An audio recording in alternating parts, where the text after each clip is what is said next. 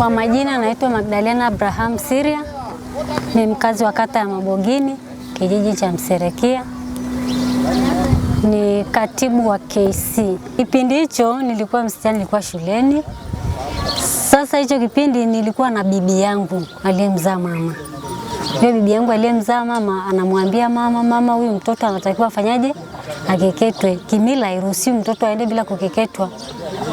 Sasa mama naye anakuja kunifikishia huo ujumbe, na mama alikuwa ananipenda. Sasa na yeye ananiambia, ila wao wameshapata fununu kuwa ukeketaji ni mbaya, lakini bibi sasa anamwambia mtoto lazima afanyaje? Hiyo ni lazima akeketwe ili atoke utotoni kuingia sasa kwa msichana mkubwa. Sasa nilivyosikia hiyo nikasema mimi kabisa nikakatwa kiungo changu cha mwili. Bora nisiwe mama au bora nisiwe Mmasai. Acha leo niuziwe na mimi niwe Mswahili. Maana hata Waswahili hawajakeketwa lakini wana maisha mazuri, wanaishi vizuri, wanavaa vizuri. Kwani kukeketwa ni kuna nini mpaka hadi umtoe mtu kiungo chake cha mwili? Nikaamua kutoroka kabisa na kwenda kabisa. Nimekuja kutafutwa ndo nikaendelea na shule. Sijaenda miaka mingi, miezi tu kama miwili. Nikaenda kwa dada yangu mkubwa, nikaenda nikakaa huko mpaka nikafuatwa, anapigiwa simu anaambiwa arudi tu aende shule.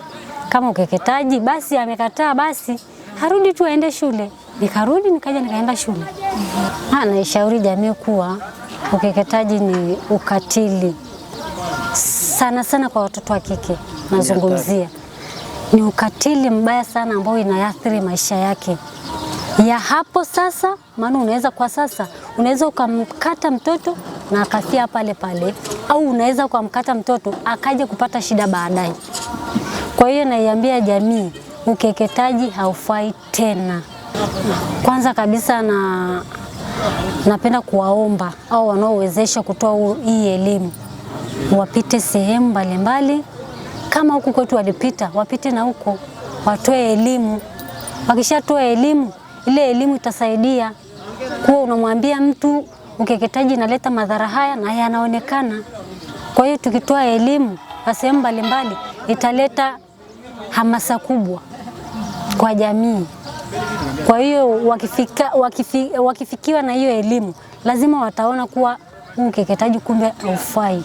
Mimi ni Efa, naishi Remiti. Swala la ukeketaji, zamani alikuwa ukeketaji na madhara, lakini kwa leo sasa hivi tumeacha kwa ajili ya hiyo madhara ya ukeketaji. Kule nilikotoka watoto sasa hivi akeketi, labda tu wa kiume, lakini wale wasichana haturuhusiwi tena kukeketa. Sababu tumeona madhara mengi wakati wa uzazi, damu nyingi zinamwagika. Kwa hiyo tunaona madhara mengi, kwa hiyo tumeacha. Kwa wale ambao ni wakeketaji kama sisi hapa, hauna raha kabisa yani.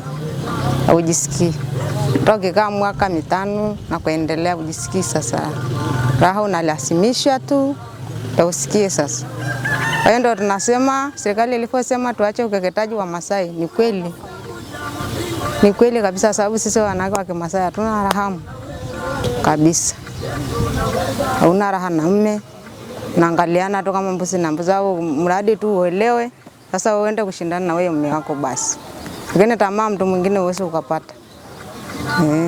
Sababu hauna raha, haujisikii. Raha yote imetolewa. Natoa hamu kwa wanaume. Kwa hiyo utakuwa tu unatumika tu kwa afili, lakini hujisikii sasa. Kitu ambacho imenifanya hivyo, kwanza hiyo hamu hauna kabisa yani.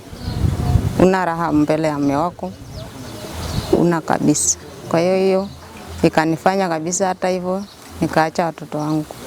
Kwa majina naitwa Stella Mosha, ni mshauri nasihi, na tuongelee madhara ya kisaikolojia yanayotokana na ukeketaji.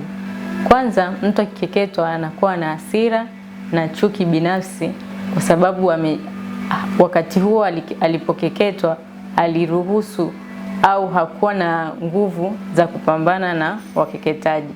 Lakini pia mtu huyo atakuwa yuko kwenye hatari ya kupata wasiwasi na hofu kwa kila mara, kwa sababu tukio lile lilimwacha akiwa na msongo wa mawazo au wasiwasi wa kupindukia. Lakini pia mtu huyu atakuwepo kwenye hatari ya kupata sonona kwa sababu ya kukata tamaa na kupitia kipindi kigumu cha kihisia ambacho hakukuwepo na mtu wa kumsaidia.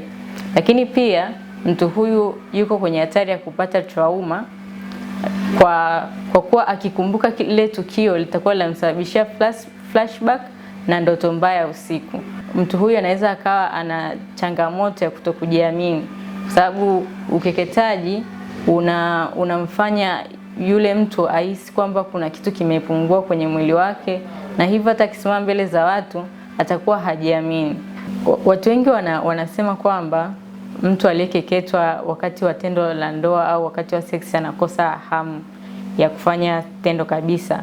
Ndiyo, kwa sababu ukeketaji unaondoa kile kisehemu ambacho kina hisia zote, na mara nyingi mtu huyu hata akiwa kwenye tendo hilo atakuwa haelewi yani nini anafanya na hisia gani anazisikia. Kwa hiyo inashusha hata performance yake kwenye hilo tendo. Lakini pia sex ni jambo muhimu ambalo linampa mtu furaha na linamsaidia mtu kupoteza msongo wa mawazo. Kwa hiyo mtu huyu atakosa ile furaha ya ku experience hilo tendo.